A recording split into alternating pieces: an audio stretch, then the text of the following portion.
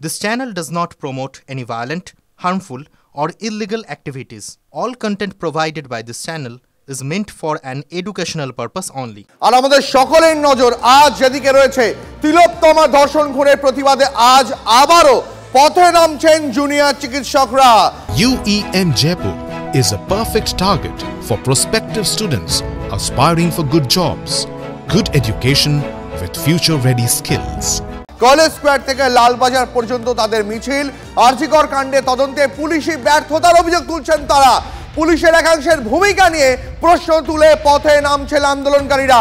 মিছিল আটকাতে লালবাজারের অনেক আগেই ফিয়ার্স লেনে ব্যারিকেড তৈরি করে দিয়েছে পুলিশ। শিকল তালায় বেঁধে ব্যারিকেডকে পোক্ত করা হয়েছে, কিন্তু প্রশ্ন হলো জুনিয়র চিকিৎসকদের কি এই পোক্ত ব্যারিকেড আটকাতে পারবে? কথা বলবো, আমার সহকর্মী সায়ন্ত রয়েছেন এই মুহূর্তে আমার সঙ্গে।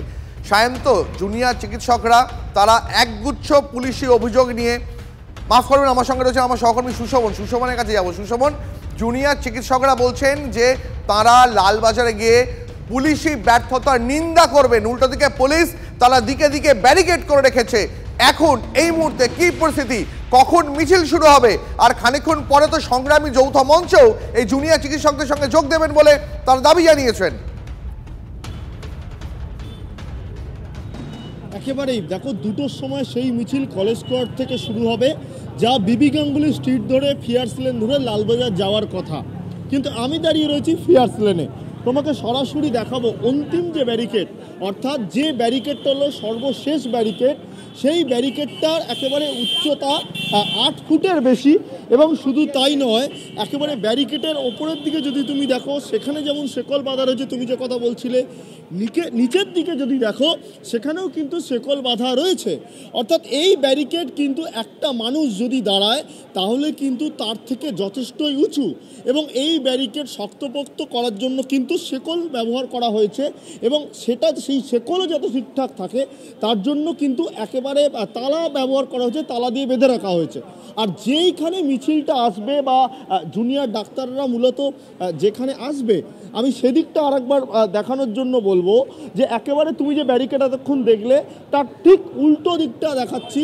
সেইখানে কিন্তু 3খানা ব্যারিকেড কিন্তু রাখা রয়েছে, অর্থাৎ সামনের ব্যারিকেড, সেখানে বাঁশ দিয়ে পরপর ব্যারিকেডগুলোকে বাঁধা রয়েছে। সেই ব্যারিকেড যদি কোনোভাবে কেউ ভাঙতে সক্ষম হন তাহলে কিন্তু অনেকগুলো ব্যারিকেডকে একসঙ্গে করে সেই জায়গাটা একটা বলয় তৈরি করা হয়েছে, অর্থাৎ ব্যারিকেডকে আরও শক্ত করা।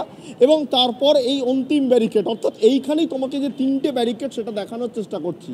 অর্থাৎ এইখানেও যথেষ্ট শক্তপোক্ত ব্যারিকেড, এই যে একেবারে যে এক একটা ব্যারিকেডকে দড়ি দিয়ে বেঁধে তৈরি করা হয়েছে। আর আরেকটা বিষয় তোমায় বলি যে এই ব্যারিকেডগুলো যারা রক্ষা করবে তার জন্য পুলিশ, তোমাকে মূলত দেখাচ্ছি যে একাধিক IPS পদমর্যাদার অফিসার তারা রয়েছেন, যে যার নিজের বাহিনীকে কিন্তু নির্দেশ দেওয়া রয়েছে যে যেখানে যেখানে দাঁড়ানোর, এবং তাদের কাছে যেমন লাঠি রয়েছে তেমন রয়েছে হেলমেট, এমনকি টিয়ার গ্যাস পর্যন্ত কিন্তু প্রস্তুত রয়েছে।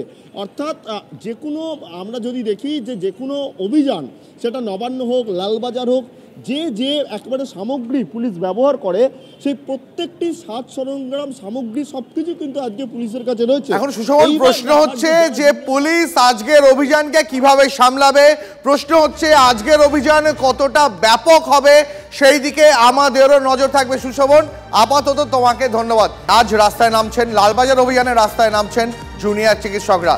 তাদের এই লালবাজার অভিযান নিয়ে কি বললেন কুণাল ঘোষের বক্তব্য যে সিবিআই এখন মামলাটি দেখছে, সুতরাং আপনাদের কাছে কোনো তথ্য প্রমাণ থাকলে সরাসরি সিবিআই এর কাছে যান। এর পাশাপাশি কুণাল ঘোষকে পাল্টা কি বললেন আন্দোলনকারী চিকিৎসকরা শোনাবো আপনাদের। মাননীয় জুনিয়র ডাক্তাররা, আপনাদের যে মূল বিষয়টা, আপনাদের সহযোদ্ধা, আপনাদের সহকর্মী ভয়ঙ্কর মৃত্যু, ওই জায়গাটায় আমরা আপনাদের সঙ্গে একমত। কিন্তু তদন্ত সিবিআইতে, মামলা সুপ্রিম কোর্টে, আপনি যাবেন লালবাজার। আমার বক্তব্য যে লালবাজারে আপনি না গিয়ে আপনার যা অভিযোগ আছে সেগুলো তথ্য প্রমাণ সহ সিবিআইকে দিন, তাহলে তো তদন্তেরও সুবিধা হয়। আর সবার আগে আপনাদের সব আন্দোলন চলুক, আপনারা দয়া করে আগে কাজে যোগ দিন। তদন্ত ছিল এসআইটির আন্ডারে, এবং সিবিআই বারবার করে বলছে যে তথ্য প্রমাণ লোপাট হয়েছে। এবার 4 দিন পর যখন সিবিআইয়ের কাছে গেল কেসটা, তো তার মাঝখানে এই 4 দিন ধরে তাহলে কি হলো, সেটা তো একটা কথা। প্লাস যখন এখানে যেদিনকে সিবিআইতে মানে কেসটা ট্রান্সফার হলো, ওই দিনকেই এখানে একটা মব অ্যাটাক, ভ্যান্ডালিজম এটা হলো। তো তখন তো সিবিআই আমাদের সিকিউরিটির দায়িত্বে ছিল না, তো সেটার দায়িত্বে ছিল কলকাতা পুলিশ। তো তাহলে কলকাতা পুলিশকে সেটার জবাবও তো দিতে হবে।